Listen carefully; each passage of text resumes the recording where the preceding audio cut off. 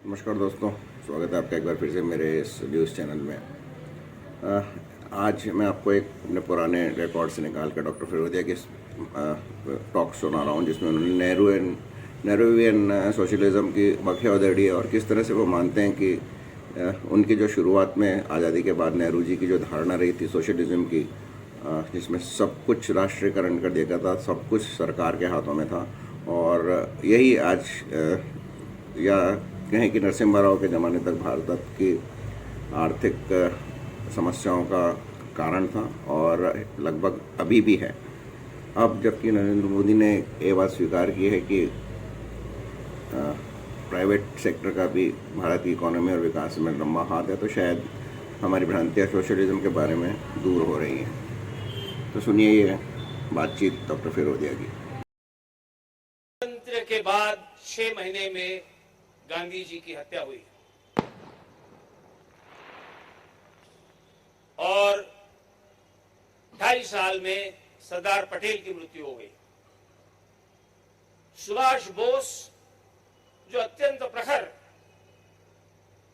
स्वाभिमानी देशभक्त थे, वो स्वातंत्र से पहले ही वो इतिहास के पन्नों में चले गए। उनकी मृत्यु हुई या नहीं, इस पर वाद विवाद है, और वो यहां पे हाजिर नहीं थे। ऐसी परिस्थिति में नेहरू जी ने हमारे देश में सोशलिज्म लाया। मैं ये मानता हूं, अगर आप इकोनॉमिक दृष्टि से देखो तो हमारे देश की सबसे बड़ी समस्या जो निर्माण हुई वो इस सोशलिस्ट थिंकिंग के तहत हुई। मैं ये मानता हूं कि नेहरू एक अत्यंत विद्वान गृहस्थ थे, उन्हें पंडित कहा जाता था, सच्चे थे। वो personally, politically, socially, morally corrupt नहीं थे, पर उनका इरादा हिंदुस्तान में सोशलिज्म लाने का था। और ये इस पर से साबित होता है कि 30s में जब नेहरू जी जेल में थे तो उन्होंने जो पुस्तक लिखी है, जो बाद में पुस्तक रूप से प्रसिद्ध हुई, उन्होंने पत्र लिखे अपनी बेटी को। तो एक पत्र में लिखा है कि Hindu, if ever India becomes independent, we must follow the Soviet model of central planning and we must adopt socialism and we cannot depend on the market forces and free economy. ये उन्होंने 30s में लिखा है। मौका मिलते ही उन्होंने इस बात को आगे लाया। इसका असर क्या हुआ?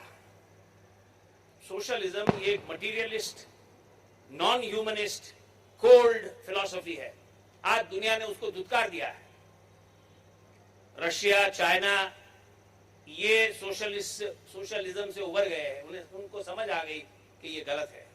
पर उस समय नेहरू ने हमारे देश को उस तरह ढकेला और nationalisation of industries, central planning वगैरह जैसे बड़े डिफिकल्ट प्रोसेसेस हमारे देश के सामने उन्होंने लाए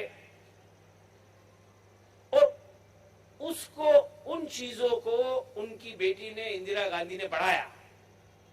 कोल माइंस नेशनलाइज करी, बैंकें नेशनलाइज करी।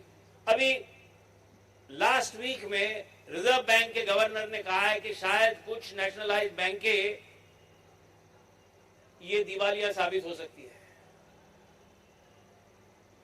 दीपक पारेख का कहना है कि अगर आप कोल प्राइवेटाइज कर दो तो आपका एनर्जी प्रॉब्लम साल भर में समाप्त हो जाएगा, क्योंकि आज इतनी बड़ी कोल हमारे पास में सामग्री है पर उसके ऊपर हम उसका उपयोग नहीं कर पा रहे। तो ये सब इकोनॉमिकली रॉन्ग पॉलिसीज के तहत हुआ है। एक, मैं जब सोचता हूं तो मेरे समझ में ये आता है कि अकबर बहुत बड़ा बादशाह था। अकबर ने देश को जोड़ने का काम किया। अकबर मुसलमान था, बादशाह था, तलवार भी चलाता था और प्रेम भी चल रहा था। उसी का पड़पोता औरंगजेब, उसी के इतना बलवान, शायद उसी से ज्यादा शूर था। बहुत सारी कहानियां हैं औरंगजेब के शौर्य की। बड़ा सिंपल व्यक्ति था, पर औरंगजेब ने हिंदुस्तान को तोड़ने का काम किया। जो अकबर और औरंगजेब का रिलेशनशिप है, मुझे वही विवेकानंद से गांधी तक लगा की सोच और नेहरू और इंदिरा गांधी की सोच इसमें नजर आता है। एक ने देश को बढ़ाने का काम किया और दूसरे ने देश को डिवाइड करने का काम किया। ये जो आज की आर्थिक दुर्व्यवस्था हुई है, ये इन्हीं कारणों से हुई है, क्योंकि हिंदुस्तान जब स्वतंत्र हुआ तो कोरिया भारत से गरीब था, हांगकांग सिर्फ झोपड़पट्टी था।